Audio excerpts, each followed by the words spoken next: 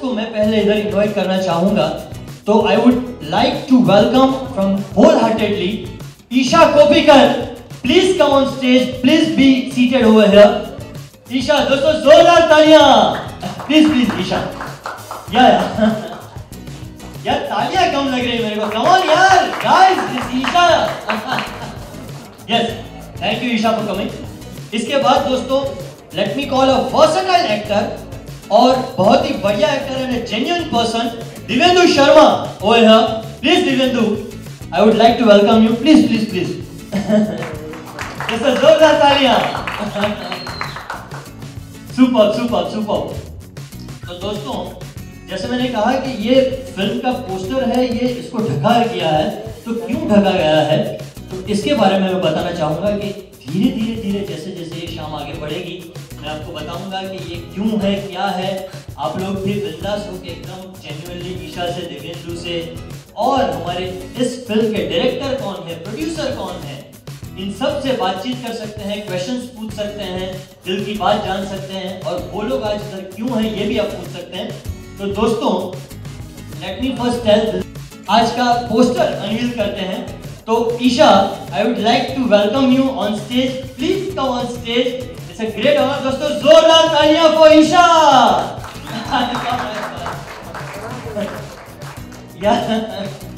दोस्तों जोरदार तालियां यार, please please please Isha. You are looking gorgeous gorgeous gorgeous. और एक चीज खाली मैं एक पूछना चाहूंगा आपसे, कहाँ थी आप? ये सब लोग मुझे पूछ रहे थे और आप लोग भी पूछेंगे। 4 साल बाद जो मेकिंग है कमबैक, इन सब सवालों के जवाब देंगे, आंसर्स करेंगे बाद में। आइए बुलाते हैं। तो दोस्तों let me call a versatile actor, a very honest actor जिसको देख के मजा आता है, बहुत ही हिट फिल्म्स में काम कर चुके हैं, Divyendu Sharma on stage please. दोस्तों जोरदार तालियां प्लीज।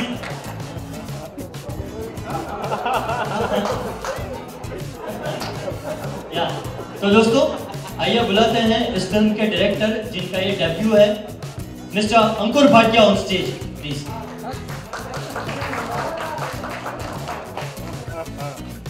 इस फिल्म के प्रोड्यूसर, जैसे मैंने कहा it's a debut production, Matashri productions. Let me call mister PS Solanki on stage. जोरदार तालियां।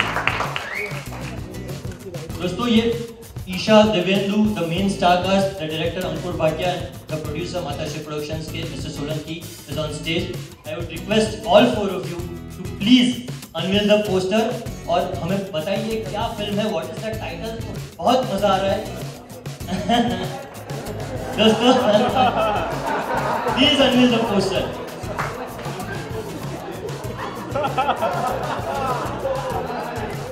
जोरदार तालियां फॉर 80-90 पूरे 100। Super super super. जब हिसाब ना हो चुकता तो करना पड़ता है 80-90 पूरे 100। Thank you ladies and gentleman.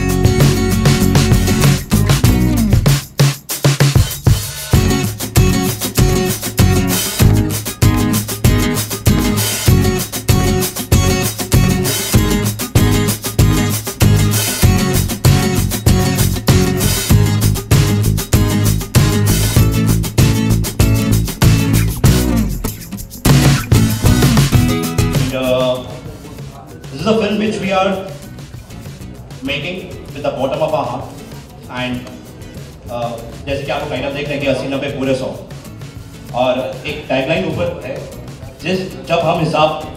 जब हिसाब ना हो चुकता तो करना पड़ता है 80-90 पूरे 100। पूरी फिल्म का जो जोन है वो इसी पे आधारित है।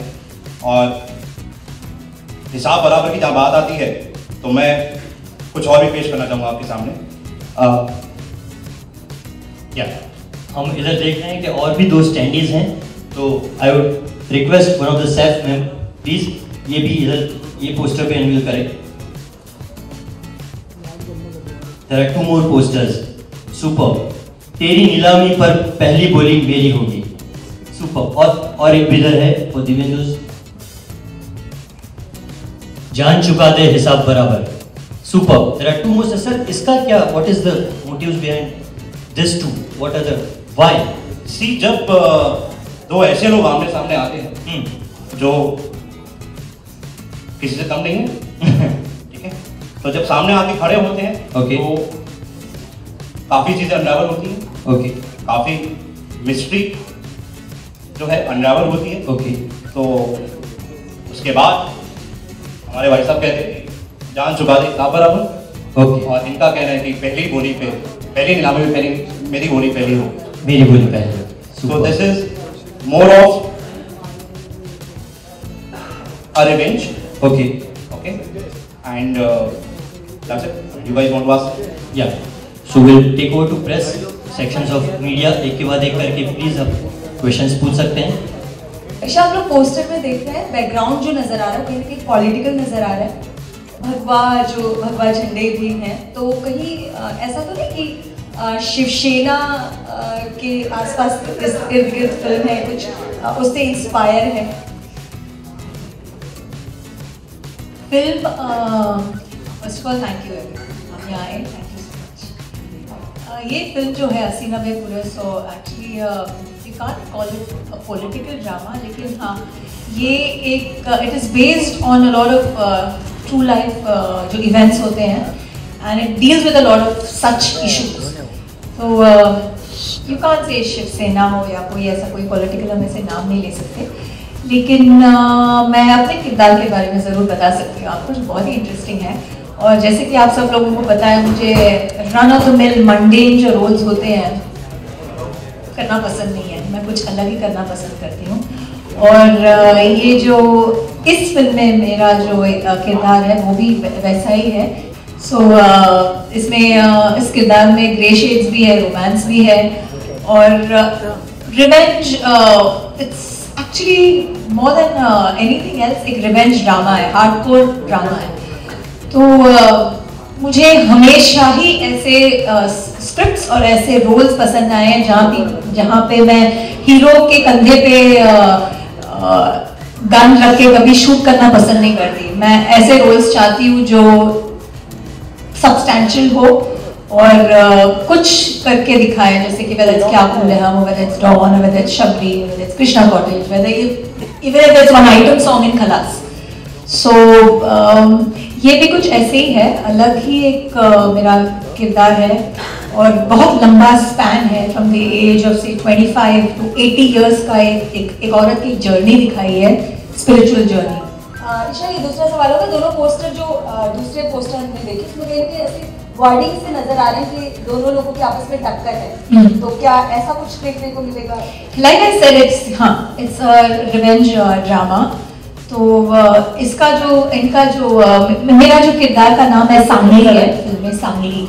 सो Sangli is shown as a very vindictive woman, उसका नेचर ही वैसा है। और हालांकि हम सब if we are wronged in life, हमारे साथ कुछ ऐसे हादसे अगर होते हैं, इंसिडेंट्स ऐसे होते हैं, तो एक तरीके का एक वेंजेंस आ ही जाता है हमें, कितने भी अच्छे क्यों ना हो हम, हो ही जाता है। एक बदले की एक भावना हम सब में कहीं ना कहीं होती है। All of us have a little bit of bad and a little bit of good in us.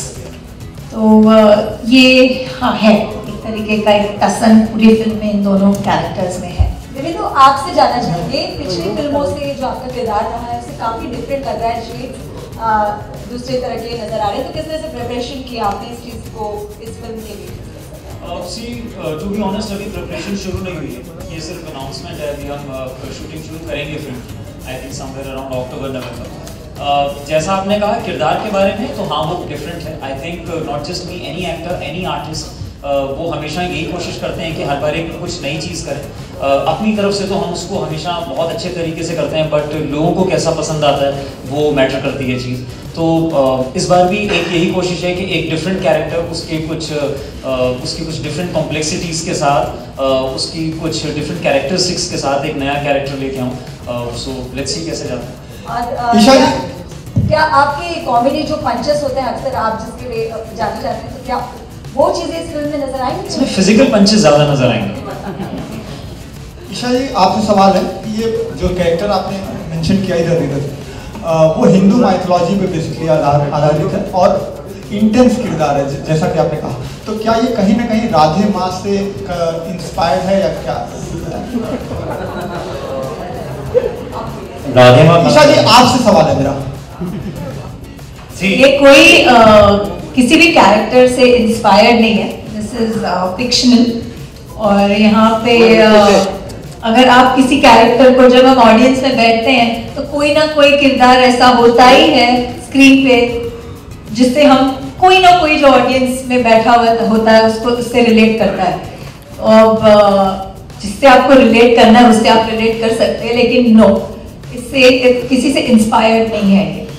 कितना इंटेंस किरदार को निभाना कितना मुश्किल होता है, और हिंदू माइथोलॉजी के लिए आपको कितना सेंटिमेंट, मतलब मेंटली रूप से प्रिपेयर्ड होना पड़ा? ये माइथोलॉजी नहीं है फर्स्ट ऑफ ऑल, क्योंकि माइथोलॉजी वो होती है जिसका युग का पता नहीं होता। ये अभी का चल रहा है, so you won't even call it mythology. इसमें हम उस डायरेक्शन में जाएंगे ही नहीं। ये वेरी टुडे है, आज की फिल्म नहीं है। बस इसको देख के आपको जो लगता है लगे कि हमारी फिल्म शूट हो रही है अक्टूबर नवंबर में, और जब पर्दे पे आएगी तो फिर आप देख के जो भी समझना है समझ लीजिएगा। But I am sure you like it, क्योंकि स्क्रिप्ट ऐसी है, इसीलिए मैंने अब 4 साल बाद अगर मैंने अपनी फर्स्ट फिल्म चूज की है तो ये की है, क्योंकि it is a fantastic script. Isha ji, अगर आपको किसी पे बायोपिक बनाने का अवसर मिले तो आप किस पे बनाना चाहेंगी? आपके ऊपर, क्योंकि बायोपिक का चलन बहुत चल रहा है बॉलीवुड में आजकल, तो हर कैरेक्टर, हर एक्टर या एक्ट्रेस चाह रहा है कि वो एक बायोपिक हो, तो आपको कभी अवसर मिले तो आप किस पे बनना चाहेंगे? ऐसे कभी सोचा नहीं है, मुझे एब्सोल्युटली राइट। मुझे क्योंकि स्ट्रॉन्ग कैरेक्टर्स बहुत अच्छे लगते हैं। I think I would like to make on the lines of Kiran Bedi और इंदिरा गांधी, और आई डोंट नो, मैंने इतना सोचा नहीं है, लेकिन कोई ऐसा स्ट्रॉन्ग कैरेक्टर, या शायद आपकी माइथोलॉजी में जाके किसी को चुन के ले आऊं। Thank you. Next question. Ankur sir, मैं आपसे पूछना चाहूँगा, ये आपकी डेब्यू फिल्म है, तो ऐसी क्या बात है स्क्रिप्ट में जो, what is the X factor about the script जो बोलते हैं, और ईशा जी को और दिव्येंदु को ऐसी क्या बात पिच कर गई, आपने कैसे पिच किया? What is the X factor about the script? क्यों चुना? जैसे Isha is coming back after 4 years, तो मतलब उनका हाँ करना, मतलब कुछ तो बात है। हाँ बिल्कुल, when I was writing the script, still it's in the process, तो हमेशा ये था कि ये अगर सांगली जो कैरेक्टर है, अगर ये इसकी कास्ट प्रॉपर नहीं हुई, it will be all meaningless. Okay, then Isha ji का नाम आया सामने, and we met, and that 4 hours meeting, I still cannot forget. Okay. It was so one-on-one, and she was so much involved in the very first meeting and very first narration. And yeah, and we cracked it. Okay. Isha, I would like to ask you कि ऐसी क्या बात है script में, जैसे हम देख रहे हैं कि जब हिसाब ना हो चुकता तो करना पड़ता है 80-90 पूरे 100, एंड आपने क्या ऐसा अंकुर जी के नरेशन में देखा, या what did you feel while narrating when he was narrating the film? देखिए, Ankur Bhatia doesn't need an introduction. उन्होंने जो भी बनाया है बहुत ही अच्छा बनाया है, एंड फर्स्ट ऑफ ऑल जब एक डायरेक्टर नरेशन देता है तो उनके नरेशन से पता चल ही जाता है उनकी विजन का, उनके कहाँ तक क्या कर सकते हैं, उसका एक अंदाजा हो ही जाता है। ये एक पहली बात है। दूसरी बात, मुझे ऐसी स्क्रिप्ट मतलब पिछले 1.5 साल से मैंने स्क्रिप्ट्स में जो भी स्क्रिप्ट्स मैंने शॉर्टलिस्ट किए या सोचे कि मैं करूं, कुछ ना कुछ ऐसी प्रॉब्लम हो ही जाती थी जिसकी वजह से I felt that no I don't think I want to do this work. इस फिल्म में कोई ऐसी बात नहीं थी। हमारे प्रोड्यूसर भी हैं सोलंकी साहब, प्लीज बहुत बड़ा हाथ है प्रोड्यूसर का, अगर प्रोड्यूसर नहीं होंगे तो फिल्में बनेगी नहीं।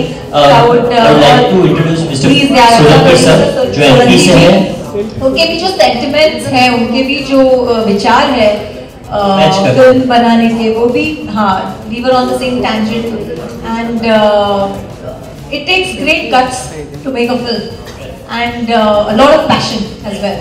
तो ये सब बातें थी हमारे प्रोड्यूसर में, और डायरेक्टर ने जब हमें नरेशन दिया तब ये बहुत टुडे आज की स्क्रिप्ट है, यूथ सेंट्रिक स्क्रिप्ट है, इट्स हार्डकोर ड्रामा। और जैसे हर कोई बोलता है अरे यार मसाला था फिल्म में, ये था, ऐसा कुछ नहीं है जो नहीं है रियली। और बहुत अंदर आई एम वेरी ग्लैड कि हमारे इंडस्ट्री, हमारा सिनेमा ऐसे फेज पे आ चुका है जहाँ people are accepting different kinds of scripts. एक ही जैसे स्क्रिप्ट्स नहीं बन रहे, फिल्म नहीं बन रहे, अलग अलग फिल्म बन रहे, and people are open to new subjects and stories, scripts. तो ये भी एक ऐसे है, मतलब ये आपने कहीं देखा नहीं होगा, या आपने you know it's a very different, I know print सब कोई बोलता है, but what to do, it's the same different word, it is a different script. तो मुझे कहीं ना कहीं वो it rang a bell because there was a lot to do. इसमें revenge था, इसमें romance है, इसमें age span है between the age of 25 to 80, 90, मतलब कब तक दिखाया है, तो there's a lot to perform. ये सब था इसमें। ईशा 4 साल बाद कमबैक कर रही है, तो आपकी भी डेब्यू फिल्म है, तो ऐसा क्या था कि ईशा और दिव्येंदु को चुना इस फिल्म के लिए? जैसे कि मैंने कहा कि while I was writing the script, तो right cast होना was very important. So with Isha, in fact जितने भी फिल्में देखी इनकी मैंने, तो हमेशा से मुझे लगा कि performer as a performer she definitely super. At the same point of time there are few shades which she has not played ever, जो कि ये था कि हाँ चलो इस फिल्म के जरिए हम even the cast should be like that कि आपने इस कास्ट को इन शेड्स में कभी नहीं देखा है, राइट। उस चाहे आप रिवेंज कहें, उस तरीके से उनको परफॉर्म करते कभी नहीं देखा। So definitely when we met and उसके बाद जिस तरीके से स्क्रिप्ट बनके आई आगे, तो इनसे better cast I don't think so in the whole world I can get. And with Divyendu, since the time of Bayaka Panchnama, I saw the film and I was like very happy looking at him कि you know definitely talent की हमारे cinema में तो बिल्कुल कमी नहीं है, it's just that you have to get the right person at the right point of time. So while I was writing the character, his character, हमेशा ये था कि ऐसा कोई एक्टर इसको निभाए जो कि एक्टिंग ना करे, जो कि उस कैरेक्टर को निभाए, उस कैरेक्टर को विद फुल ऑनेस्टी से निभाए। So that's it. अंकुश जी, मेरा आपसे सवाल है कि मूवी का पोस्टर आपने अभी लॉन्च किया है, तो कब तक ये मूवी एक्सपेक्टेड है फ्लोर्स के लिए, and what's the strategy for it? Movie का पोस्टर का अभी अनवील करना, आप लोगों को दिखाने का, there is no strategy as such, it's just that कि we wanted you all to witness the start of our journey, okay, and that's it. I mean there is no strategy as such, it's just that we just have a look at the star cast. हां, by the end of October this year and 2016 summer we are planning to release the film. मेरा सवाल film के producer से है कि आपने script में क्या देखा कि आपने इसको प्रोड्यूस किया, क्या चीज़ें खास हैं? एक्चुअली मेरा शुरू से ही फिल्म में कुछ डिफरेंट करने जैसी शौक रही, तो ये स्क्रिप्ट आई, इस स्क्रिप्ट में कुछ ऐसे कंटेंट्स हैं जो इस देश की आबादी के रूरल एरिया से लगा के टॉप क्लास तक के लोगों को हर तरह का एंटरटेनमेंट इस स्क्रिप्ट में है। अभी जनरली ऐसी मूवी बनती है जिसमें वर्ग विशेष का ध्यान रखा जाता है, पर इसमें कंप्लीट ऑडियंस का ध्यान रखा गया है। ऐसी एक कंप्लीट स्क्रिप्ट है, मजा आएगा। देवेंदु, मेरा सवाल आपसे है कि आप हमेशा जो है कॉमिक फिल्में, कॉमेडी का रोल करते हैं, तो ये जो किरदार है वो किस तरीके का है और कितना इंटेंस आप ईशा जी के साथ हैं इस फिल्म में? बहुत इंटेंस हूँ बट जैसा कि पोस्टर देख के और स्टैंडीज देख के आप लोगों को लगा, और पहले भी जो बात हुई, मेरा और ईशा का जो कैरेक्टर है वो दो एंटिटीज़ हैं जो कि अगेंस्ट ईच अदर हैं, ऑपोजिट ईच अदर हैं। जो रिवेंज की पूरी बात आती है वो इन्हीं दो कैरेक्टर्स से बाहर आती है। तो ऑब्वियसली काफ़ी एक इंटेंस जर्नी होने वाली है, काफ़ी ड्रामा होने वाला है। बट सी कोई भी कहानी ऐसी नहीं होती जिसमें ड्रामा ना हो या इंटेंसिटी ना हो। At the end of the day बहुत पर्सनल सी स्टोरी है। हम इस फिल्म से कुछ ऐसा नहीं बोल रहे हैं कि दुनिया को बदल देंगे या हम कोई ऐसे out of the world characters play नहीं कर रहे हैं। ये दो आम लोग हैं, दो आम लोग जब जब हम अपनी दुनिया में ही, अपने काम जो लोग हैं अपनी दुनिया में ही जब हमारे सामने कोई चैलेंजेस लाता है तो हम कुछ एक एक्स्ट्रॉर्डिनरी चीज़ करते हैं। तो आई थिंक फिल्म में जो आपको दिखेगा दोनों के कैरेक्टर्स में वही दिखेगा। जब आमने सामने दो लोग आते हैं और उनकी रिवेंज की बात होती है या तकरार की बात होती है, तो कैसे दो पर्सनैलिटीज़ जो है वो एक आम लोगों से एक एक्स्ट्रॉर्डिनरी पर्सनैलिटीज़ बनती है। तो अभी के लिए इतना ही बता सकता हूँ, बाकी आप प्लीज़ वेट करिए promo, trailer and film. Isha, जैसे कि बॉलीवुड में सभी जो एक्ट्रेस है अभी फुल फ्लेज रोल करने में बिलीव करती है, और अभी आपने थोड़ी देर पहले मेंशन किया कि आप भी आपको किसी हीरो की ज़रूरत नहीं है फिल्म के लिए। तो आगे जो हम आपका किरदार देखेंगे सारे किरदार फुल फ्लेज में ही होंगे, और इस फिल्म में भी क्या ऐसा ही किरदार है आपका, फुल आपके ऊपर ही बेस्ड होगा या फिर देवेंद्र और आपका रोल साथ में होगा? देखिए, ये फिल्म मैं अपने घर की होम वीडियो के लिए नहीं बना रही हूँ, है ना। मुझे अकेले नहीं देखनी, मैं चाहती हूँ पूरी भारत देखे, एंजॉय करे, और हमारे प्रोड्यूसर जी खूब पैसे कमाएं। ये अकेले मैं कैसे कर सकती हूँ जी? ये इट्स ऑलवेज टीम वर्क। मेरे कहने का मतलब सिर्फ ये था कि कोई रोल्स ऐसे हो जो सब्सटैंशियल हो, जिसमें मुझे करने में मज़ा आए। बस हीरो, फिल्म में हीरो भी होगा, विलन भी होंगे, सब लोग होंगे, मैं अकेली तो नहीं होगी फिल्म में। बट हाँ, ऐसे फिल्म में मेरी कोशिश यही होगी कि हर एक फिल्म मेरी जो मैंने इससे पहले फिल्म्स की है उससे अलग हो, वो किरदार मज़ेदार हो, आपको भी मज़ा आए और मुझे भी करने के लिए मज़ा आए। सेम ईशा जी, ये जो डायलॉग है, तेरी नीलामी पर पहली बोली मेरी होगी, हम चाहेंगे कि बार आप बोल के हमें सुना दें। अभी तक फिल्म की शूटिंग ही स्टार्टिंग हुई है मैंने अभी तक बोला ही नहीं। तो मूड में आने के लिए एक बार बोल दें। मुझे मूड में लगा था एक बार बोल के तो दिखा दीजिए ईशा जी। सर लग रहा है मूड में तो आप आए हैं, आपको मूड में रहने की जरूरत नहीं है। हम मूड में आएंगे अक्टूबर नवंबर। मैं कैरेक्टर के मूड की बात कर रहा हूँ, आप किसी दूसरी तरफ ले जा रहे हैं बात। मैं कहीं नहीं ले जा रहा यार, सब लोग यहाँ बैठे, मैं कहीं और ले गया, मैं यहीं बैठा हूँ, बात भी यही है। सर प्लीज, मैं चाहूँगा तेरी नीलामी में पहली बोली मेरी हुई।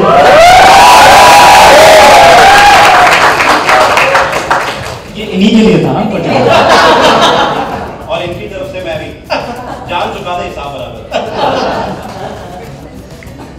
चलो done. Thank you so much. Thank you so much to the all the best media people. ये राकेश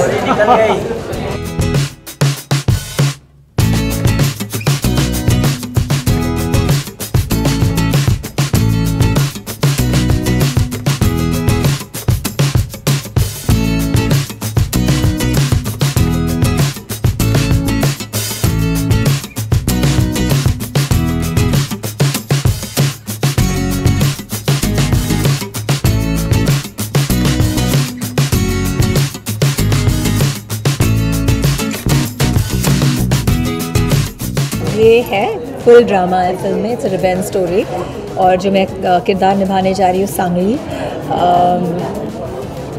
बहुत ठहराव है इस कैरेक्टर में, उसकी एक 50 साल की जर्नी दिखाई है, और एक एरा है जिसकी वजह से आपने देखा होगा जो मेरा वो लुक है, वो जिस तरीके से हेयर स्टाइल है, वो एक एरा से दूसरी एरा में जाने का एक ट्रांजिशन है।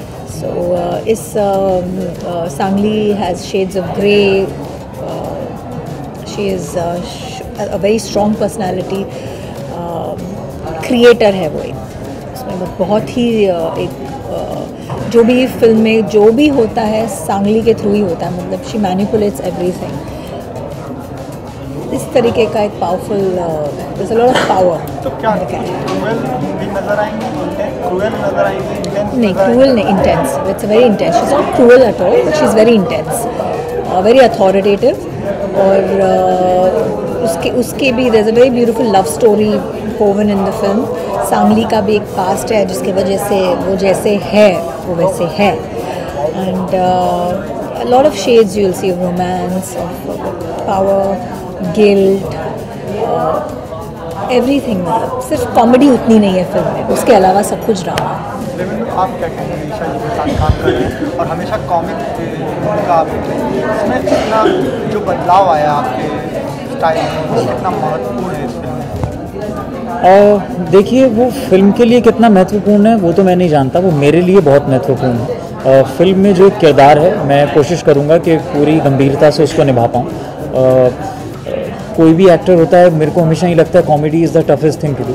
तो आई थिंक अगर एक बार आप कॉमेडी ठीक से कर लेते हैं तो आपका एक जो क्राफ्ट में आपकी जो कॉन्फिडेंस है वो ज़्यादा बढ़ जाता है. तो पूरी कोशिश यही है कि जितना अच्छे से संजीदगी से जितना हो सकता है इस कैरेक्टर को प्ले करूँ. ईशा जी, जब स्क्रिप्ट आपके पास आई तो सबसे पहला थॉट क्या आया कि चलो इससे हम कम बैक करते हैं, क्या चीज़ खास लगी कि ये film first of all it covers all the areas of, मतलब ये मास के लिए भी है, ये क्लास के लिए भी है, ये मल्टीप्लेक्स भी है और ये सिंगल थिएटर भी है. और दूसरी बात ये है कि ये वेरी, कैसे बताऊँ, ये बहुत आज के सिनारियो पे आधारित है. ये जो आज चल रहा है it is very connected to the current affairs. तो हमारी ऑडियंस जो है बहुत ही इंटेलिजेंट हो चुकी है, मतलब ऑलवेज थी, लेकिन पहले चल जाता था, हम कुछ भी उनको बना के थोड़ा सा इधर का उधर डाल के बना देते थे. अब तो बहुत चूज़ी हो गई हैं. एट द सेम टाइम उनको नई चीज़ें भी अच्छी लगती है. तो ये भी एक ऐसी चीज़ है जो मेरे हिसाब से हमारी ऑडियंस बहुत अप्रिशिएट करेगी.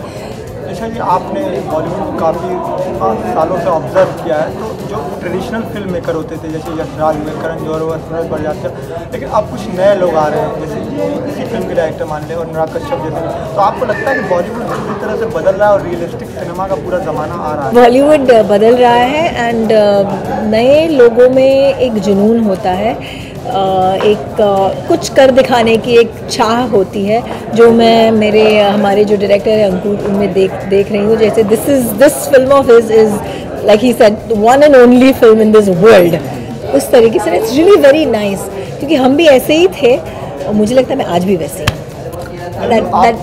that childlike quality that this is my first film, you know, is very necessary. नहीं तो हम सब लोग कहीं ना कहीं कुछ लेड बैक से, कुछ कंप्लेसेंट, कुछ लेजी और ओवर कॉन्फिडेंट सब कुछ हो जाते हैं. तो इस चीज़ को निकाल के खुद को री इन्वेंट करना इज़ वेरी वेरी एसेंशियल. आप क्या कहना चाहेंगे? आप भी देख रहे हैं बहुत सालों से जी इंडस्ट्री में, तो जो चेंज आ रहा है, जो रियलिस्टिक सिनेमा का है, वो कितना इम्पोर्टेंट है? मैं तो बहुत हैप्पी हूँ इस चेंज की वजह से. कहीं ना कहीं चेंज की वजह से ही मैं इस इंडस्ट्री में हूँ. अगर वो चेंज ना होता तो एक प्यार का पंचनामा जैसी फिल्म ना बनी होती और यू नो डेविड धवन जैसे डायरेक्टर ने ना देखा होता, अगली फिल्म में ना चांस दिया होता. जैसा कि हम लोग बोलते ही आ रहे हैं, बहुत इंटरेस्टिंग फेज़ है हमारे सिनेमा के लिए. नए स्टोरीज़ आ रहे हैं, नए कैरेक्टर्स आ रहे हैं, और सबसे अच्छी बात है इंक्लूडिंग आप फिल्म, अब कोई भी ब्लैक एंड वाइट कैरेक्टर्स नहीं होते हैं. हर कैरेक्टर में शेड्स ऑफ ग्रे होते हैं, वाइट होते हैं और ब्लैक होते हैं. तो वो एक बहुत अच्छी बात है. ये ज़्यादा ह्यूमन इमोशंस जो हैं ज़्यादा, मुझे लगता है अब ज़्यादा अच्छे से समझ सकते हैं हम इन फिल्म्स में, ज़्यादा अच्छे से दर्शाते हैं हम लोग. अब वो शायद हिचक नहीं है कि मैं सिर्फ पॉजिटिव ही करूँगा या मैं सिर्फ नेगेटिव ही करूँगा, वो सब नहीं है. वो शायद बाउंड्रीज जो हैं वो कहीं ना कहीं मर्ज हो गई हैं.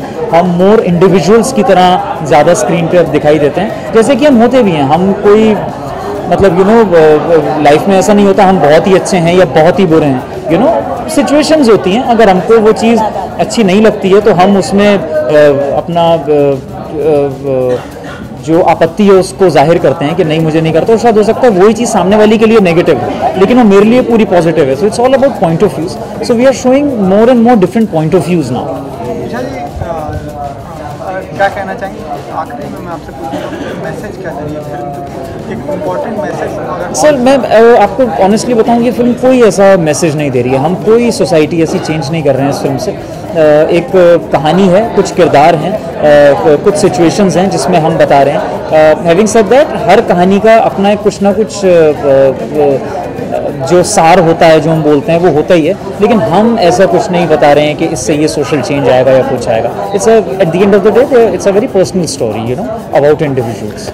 आपको लगता है कि इससे इम्पैक्ट पड़ेगा, कुछ सोसाइटी पे इम्पैक्ट पड़ेगा इस फिल्म को देखने के बाद, कुछ जो लोगों के माइंडसेट है वो चेंज होंगे? This is an all and out, it's an all and out entertainer. इसमें कोई हम लोग कुछ प्रोफेसाइज या कुछ एडवोकेट या कोई मैसेज देने की, it's a full on commercial hardcore entertainer.